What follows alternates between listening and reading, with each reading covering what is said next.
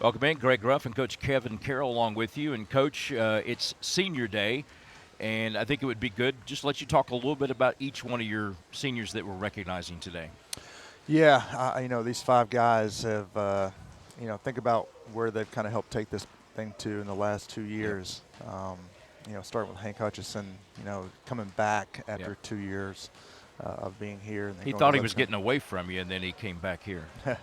Yeah, and I think Hank it personifies what I say to a lot of seniors is just you want to have no regrets when it's over with. Yeah. And I think he's put himself in a position where he's probably playing the best basketball of his career here the last Yeah. couple of weeks, and impacting our team that way. And I just but his leadership. Just the type of young man that he is. He's just the kind of kid that he understands. Like, here's what I can say about Hank is that no matter what you do for him, he's grateful. Yeah. Some kids are, aren't thankful if you have to go to the gas station to get something to eat after a game because you're on a D2 budget. He's the first guy to say thank you.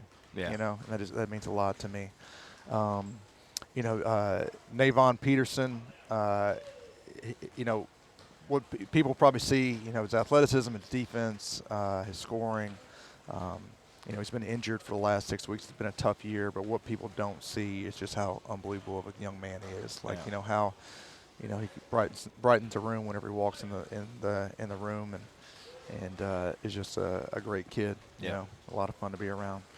Jakari Johnson, another one-year kid who's just really made such a tremendous impact. Yeah.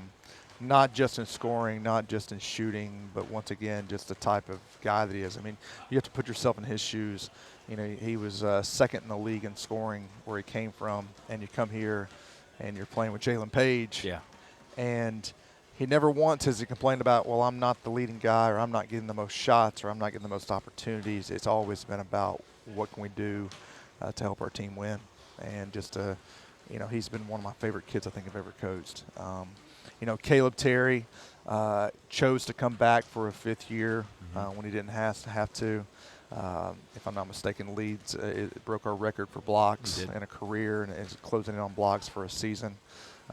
And it's just made such strides, in his career here. And once again, probably as selfless as we need. I'll give you an example. We're playing at Delta State the other day, and we just needed the ability to be able to go out there and switch more 1 through 5 with our schemes. And I told him at halftime, hey, I'm not going to start you this half. And it's like, hey, got it, no problem. Whatever the team needs, and just never having to worry about what he's thinking, because he's just wanting to figure out what's best for the team and help us win. And then lastly, Jalen Page. Last but not least, what can you say about how he's helped, impact this program over the last 2 years, and we're not doing what we've done without him. Yep. Sure. Second in the league in scoring, scored of 1,000 points in 2 years here, and more so, just his leadership, his energy level, and just the growth that he's had as a teammate here, in his time here and maturing here. It's just been very, very impressive. And every one of those, I would say, really have enjoyed broadcasting them, watching them play, and then watching them. As they, up here in our area, they come through a lot. And so just the little small interactions, the interactions doing photo day, media day, post game, pregame, stuff like that. So you did good. Well, they're good guys. Yeah. They make me look like a better coach than I am, but more so, they're not only good players, but they just fit here. And they're guys that you want to be around every day.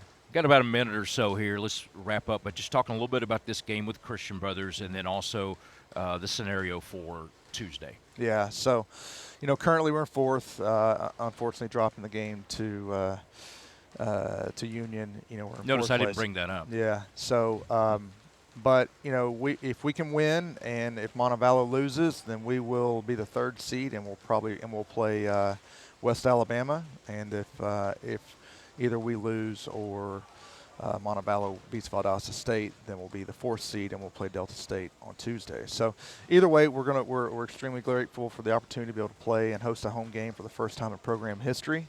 And now it's in coaching, what you're trying to do is you're just trying to help guys make memories. Yeah. And that's what this next week is about.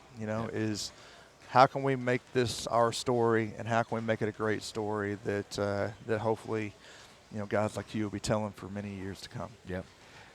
Talk about the crowd on Thursday. Thought it was really, really good. Hoping for a good crowd again today. And then there's a lot of excitement about Tuesday already. A lot of tickets already sold for that. And people can get tickets at TeenUtrojans.com. So just wrap it up with that. Yeah, just unbelievable crowd and atmosphere. I mean, it really they got us back in the game when it probably looked like we were dead.